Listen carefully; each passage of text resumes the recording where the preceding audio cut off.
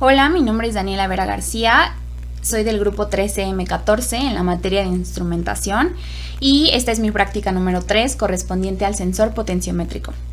El objetivo de esta práctica es crear un dispositivo de medición angular con un rango de medición de 0 hasta 180 grados angulares. Para esta práctica se utiliza un potenciómetro rotativo y con ayuda de un transportador impreso en forma de círculo con sus ángulos graduados, como se observa en la imagen. Se buscará que cuando el potenciómetro marque un ángulo de 0 grados, el instrumento tenga una salida de voltaje de 0 volts. Y cuando el potenciómetro marque un ángulo de 180 grados, la salida debe ser de un voltaje de 4 volts. Primero daré una pequeña introducción abarcando estas 4 áreas o preguntas.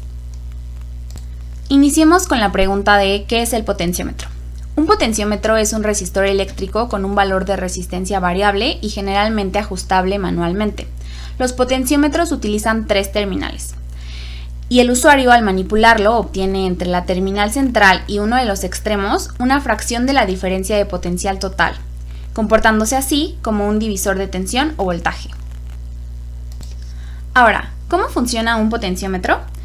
Como ya se mencionó, los potenciómetros cuentan con 3 terminales. Una de estas terminales es móvil y hace contacto con un elemento resistivo. Conforme la terminal móvil se mueve, la resistencia entre la terminal móvil y las fijas cambia en proporción al desplazamiento angular.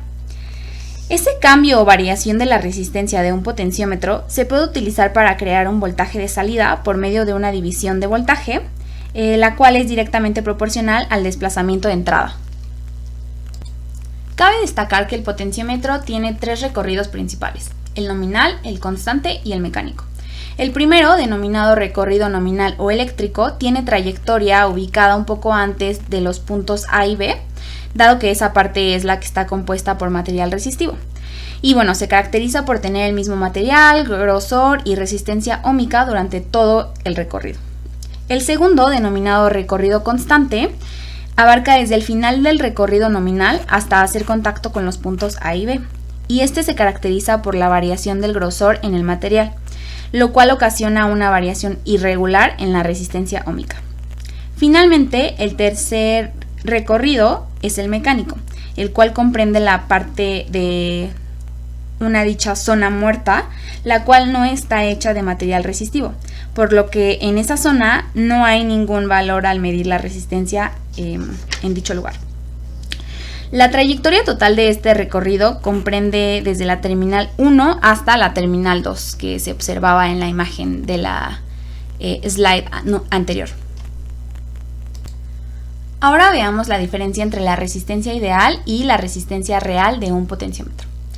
En la resistencia ideal el crecimiento es constante y además es lineal, y en la resistencia real esta muestra el comportamiento verdadero debido a los recorridos del potenciómetro. Podemos observar que en la resistencia real, en las zonas muertas, que están marcadas por el inicio y el final, hay un cambio de pendiente. Y esto es importante mencionarlo porque en esta práctica se deben restringir las zonas muertas, ya que el rango de medición que se necesita solamente abarca el recorrido nominal. Eso fue todo por la introducción, ahora entremos en el desarrollo experimental. Primero pondré este video en donde se observa cómo está mi estructura con mi transportador impreso para esta práctica y cómo fue que conecté en esa parte el potenciómetro.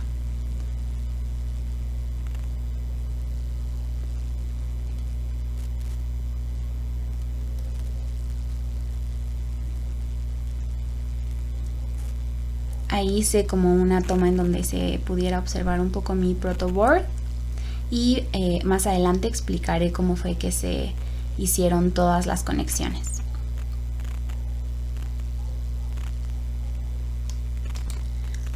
Aquí podemos observar el diagrama de bloques del circuito. Tenemos el sensor, el voltaje de referencia, el restador, el amplificador no inversor y finalmente el voltímetro. Voy a explicar una de estas partes más adelante.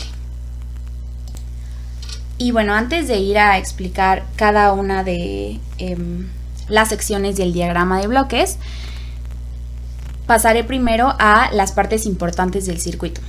Tenemos primero el sensor potenciómetrico y en este caso usaremos como elemento transductor de desplazamiento angular un potenciómetro rotativo estándar de variación lineal, el cual será nuestro denominado sensor potenciómetrico. Y este tiene un desplazamiento mecánico de aproximadamente 270 grados angulares, pero como el rango de medición es hasta 180 grados angulares, no se requiere ningún acondicionamiento mecánico. Después tenemos las dos siguientes partes importantes, el restador y el amplificador. Aquí podemos observar las partes ya de nuestro circuito como tal, del dibujito que hice. Y bueno, primero tenemos el sensor, el potenciómetro de 10K, el seguidor de voltaje, el restador y el amplificador no inversor. Podemos observar que el primer bloque es el sensor, el cual está representado por un potenciómetro pegado a una superficie rígida, como ya lo vimos en el primer video, y en el centro de un círculo graduado está ubicado. Este es el transportador. Para calibrar el sensor medimos 4 puntos de referencia: el BP-min, el BP1 y el BP2. Y finalmente el BP max. ¿De qué se tratan estos 4 puntos? Bueno, estos corresponden a los puntos de medición y referencias. El BP min corresponde al punto de inicio del recorrido mecánico del potenciómetro. El BP1 corresponde al inicio de la escala graduada o punto cero. A partir de aquí es donde inicia la medición de nuestro instrumento. Posteriormente, el BP2 corresponde al final de nuestra escala graduada o rango de nuestro instrumento. Y aquí es donde finaliza la medición de nuestro instrumento. Finalmente, el BP max corresponde al final del recorrido mecánico de nuestro instrumento. Esta tabla corresponde a los puntos de referencia y muestra las mediciones. Podemos observar que en el voltaje en punto de inicio obtuvimos 0.04 volts, en el voltaje en el punto 0, 0.021 volts, en el voltaje en el punto de 180 grados, 2.78 volts y finalmente en el BP max o voltaje en el punto final, 3.82 volts.